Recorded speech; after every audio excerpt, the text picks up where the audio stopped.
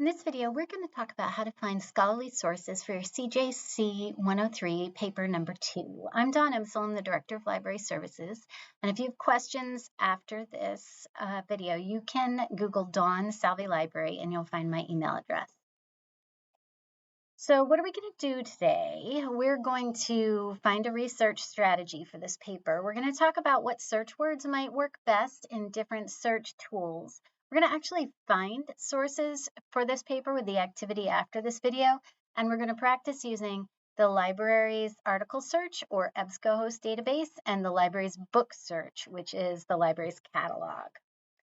So the first thing to do is always to look very closely at your assignment. In this case, your professor has clearly stated that you're going to be looking for 3 sources. He gives you a time period, 1998 through the present, and specifies that you're going to be looking for scholarly articles, think tanks, reports, and other sources like that. In particular, he wants you to research and analyze the development of broken windows theory from its inception in 1998 to the present. So we're going to be looking at how this theory has been used and analyzed through time. So we're going to ask 4 questions. 1, what information is required? And your professor wants you to find scholarly analysis. So this is not our Google search like the last assignment. What types of sources are required? He very specifically talks about scholarly articles, and scholarly book chapters would work too.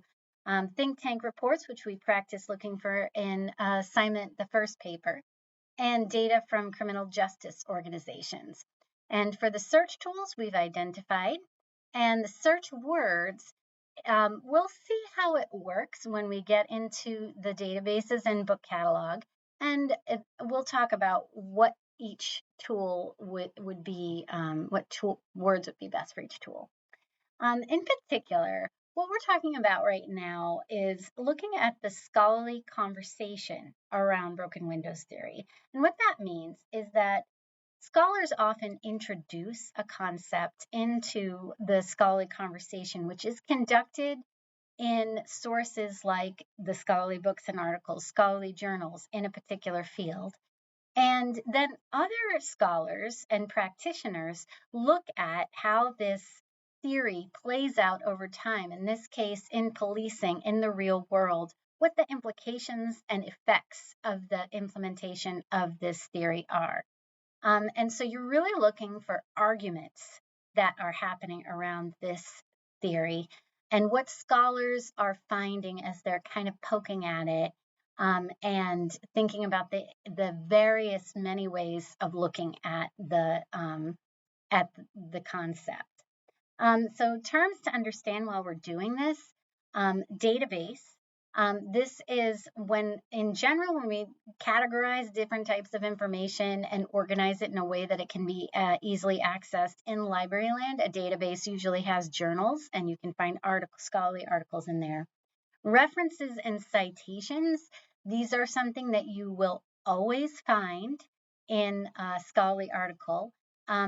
One author will cite all the sources that they used when they were making their arguments, and then you can look at those at the bibliography at the end of the work and go find those sources yourself if they look like good ones.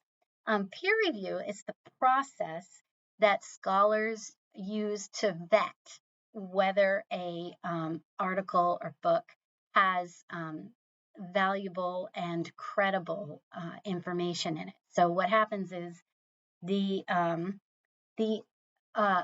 journal or publisher will send the work out to other scholars who are experts in that subject, and then they'll review it and sort of poke holes in it and ask the author to revise it to make it better.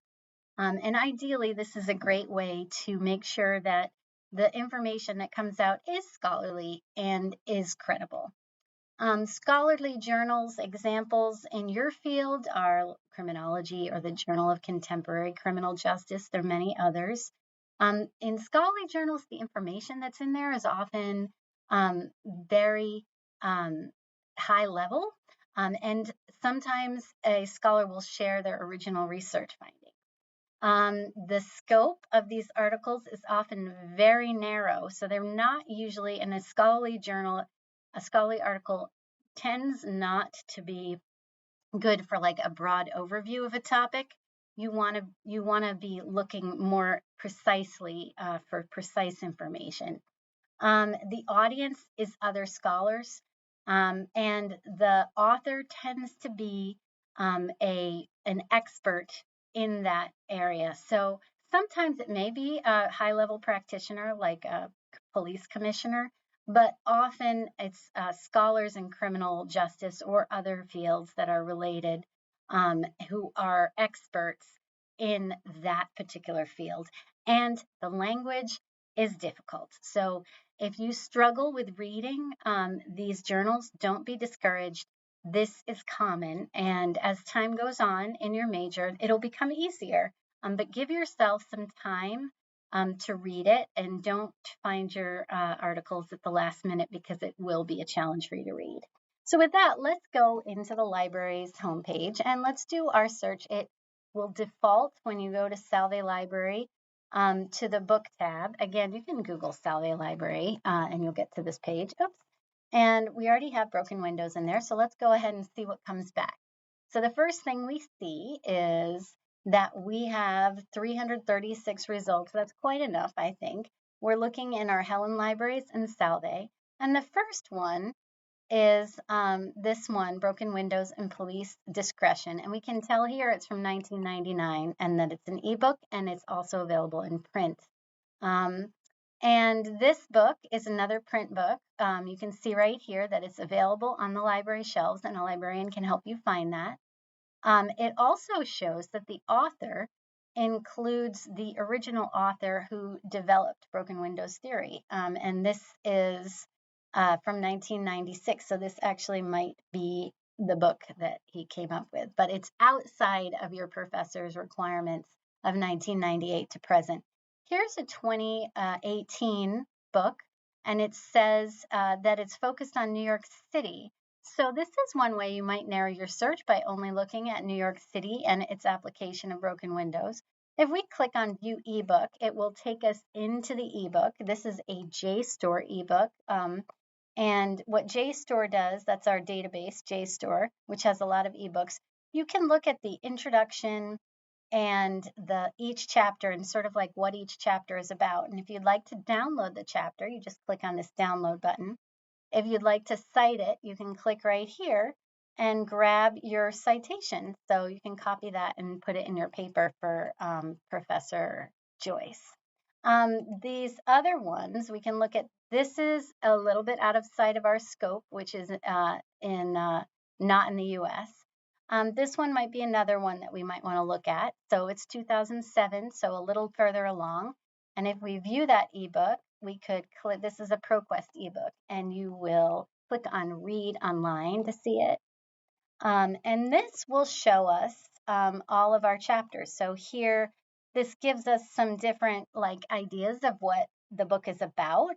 And you can search within for phrases such as New York, and it shows you where your phrases come up. Or you can look for a person such as Bill Bratton, his last name anyway, and you can see where that comes up. And that can be a way to find if the book or book chapter in this case, let's take a look at that. If we click on this, it will show us where our search words come up. And you can just cite a chapter from a book. So that if you wanted this one, for example, you click on this little quote, and it'll give you whatever type of format you'd like. And you can copy it and put it in your paper. And then if we go back again, we might want to limit we might have found our sources from 2007, 2018. Maybe we want to only see what was written in the last 5 years. So that way, on the left-hand side, you can click on last 5 years to see the most recent results. And so maybe this one is from 2023, so it's more recent. And you can take a look at that. And this actually, you may remember from our first assignment, this is a think tank, the American Enterprise Institute, which is a more free market and conservative leaning think tank. So you can see if you may evaluate it to see if you see some bias. And then we're looking at other, there's some other topics that are a little more off they're not directly related to broken windows, and that can happen when you limit. It's not unusual. So let's go back again and look at the article search. So if we click here in the articles tab and do our search again, this is going to open our EBSCOhost databases. And if we see here that we have 5,000 results, so that's a lot, and we can narrow it down. But if we take a look at what we have, I'm seeing that I don't know if these are really related, but that's okay because we have 5,000 results, and we can see if there's some way that we might want to limit our search a little further by adding a word. So we're getting some ideas of words. Right here, this is a subject that a librarian had said this article is exactly about all of these topics, and I see the phrase broken windows policing. So maybe I'm going to add that up here. I'm going to add the word policing to get more relevant results. And this takes us down to 780 results. And now I'm thinking about maybe limiting by city or by person, which is one of Professor Joyce's suggestions. And I see here that the only problem with doing a city like New York is that it might get rid of the city's boroughs like Flatbush, Brooklyn. So you might want to go through these and see if you see more about. You could add New York if you want, or you may just scroll through the first few pages. And if you wanted one of these articles, you would just, let's do that Flatbush one.